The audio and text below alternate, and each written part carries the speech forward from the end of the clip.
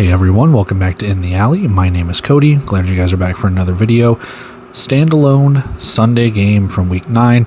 Going a little bit out of order for our Week 9 recaps as we've done in the last couple of weeks, but only one game compared to recapping 3, 4, whatever, compared to the Saturday slate. So those will be coming soon.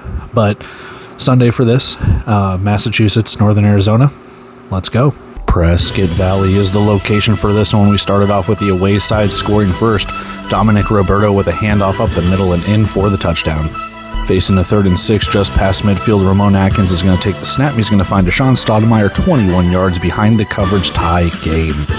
Gable on for a field goal attempt. It's blocked by Karan Bolin. It doesn't matter who recovers. It's 4th down regardless. 2nd and goal from the 2-yard line. Ramon Atkins goes to hand it off, and whoa, it's going to be Massachusetts falling on it to recover the fumble.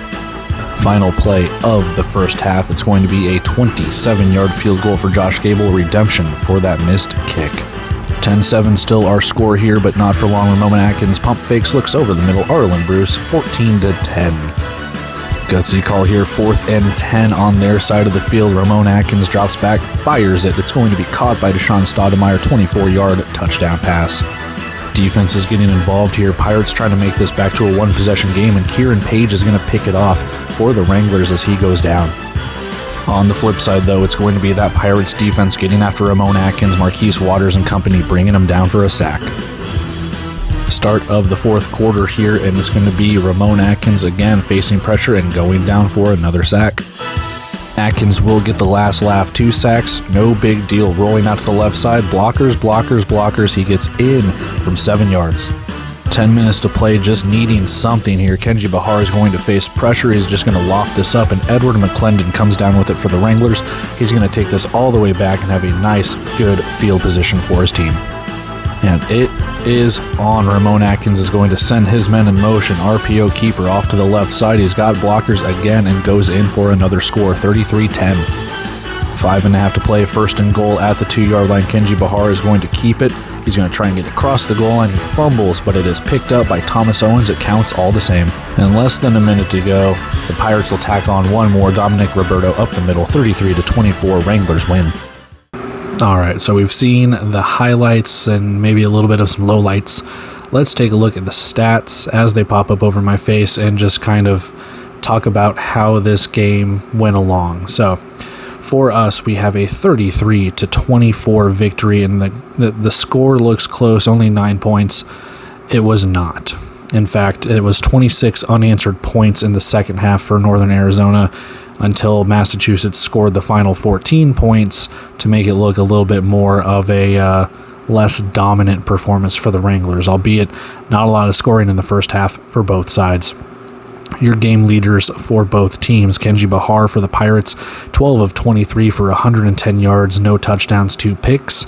Dominic Roberto, 13 carries, 56 yards, 2 touchdowns. And Isaac Zico, only 1 catch for 32 yards. And I do these statistics by the yardage leaders, and he had that catch like late in the game. So, I mean, he was shut out for most of the game catching the ball.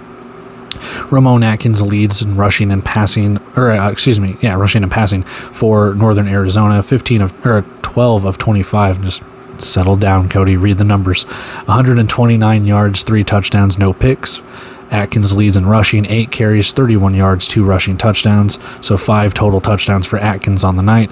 And Deshaun Stoudemire leading in receiving, 5 catches, 67 yards, and 2 of Atkins' 3 touchdown passes. Taking a look at the team stats, pretty similar stats, albeit it looked like Northern Arizona was just dominating this game. 3rd down and 4th down efficiency roughly the same, with it being 4 for 10 on 3rd downs for Mass and only 4 for 9 on Northern Arizona.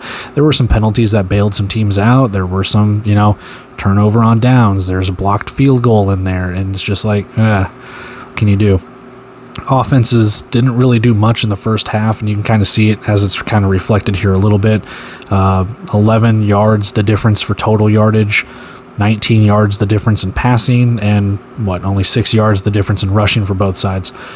The one thing I think that really helped Northern Arizona were the turnovers, the interceptions, the blocked field goal, things like that. Like it really helped Northern Arizona. And I know the blocked field goal didn't really help them, but on the flip side, being able to get those stops and stop Massachusetts is I guess, just as good as scoring, I guess, not having the other team score. You know, your defense is a crucial part of your game. But anyway, 1 for 2 on field goals for Massachusetts. A lot more penalties, albeit not a lot of yardage difference between them. So Massachusetts penalized quite a bit, but not a lot of difference when it comes to yards. I think a lot of this really hinged on just the lack of offensive ability of the Pirates. And you kind of have to start thinking Bahar has not had a good 2 games, albeit in Tucson, Northern Arizona. He just has not looked the part. There were a couple of games where Bahar really looked like he was coming into his own, and I get it. He has never played in this league before, but there is a little bit of pressure, at least in my opinion, if you're going to have players from the XFL, the UFL, USFL, whatever the case could be, if they come down here, it is seen to me as a step down. You know, you always want to see players go from here in the Indoor Football League up to the UFL or the CFL or what have you. And I know some players go to and from, but a lot of people consider it a step down. And you're kind of seeing the way that it goes. There are some players that cannot adapt to this. And I'm not trying to call Bahar out or anything like that, because it's not just him. There are plenty of players that don't conform to the indoor rules and what have you. So it is a learning process. And right now it's just not adapting. Roberto looked really good for the Pirates. I mean, in place of Puka Williams. And when the balls were thrown to the wide receivers, I mean, Zico had the good catch. Owens was all right. It's just, it was a process. For Northern Arizona, I think they had something that they haven't had in a while, and that's a running quarterback.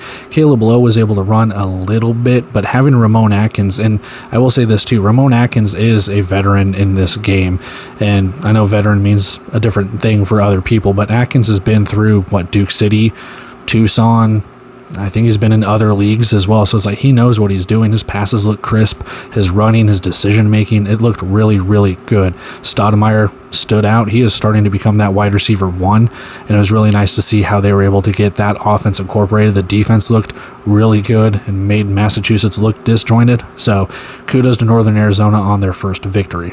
With that, let's go take a look at our bet, and we'll get out of here.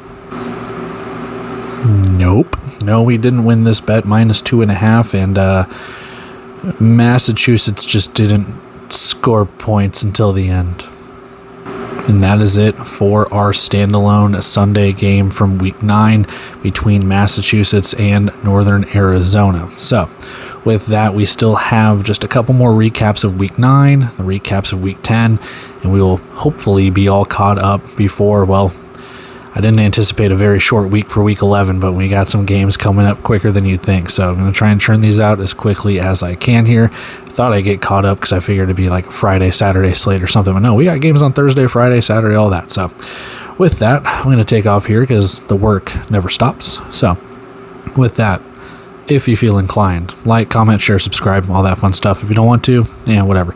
But with that, I'm going to take off here and just go keep recapping other videos and getting ready for the previews for Week 11 and getting caught back up. So there we go.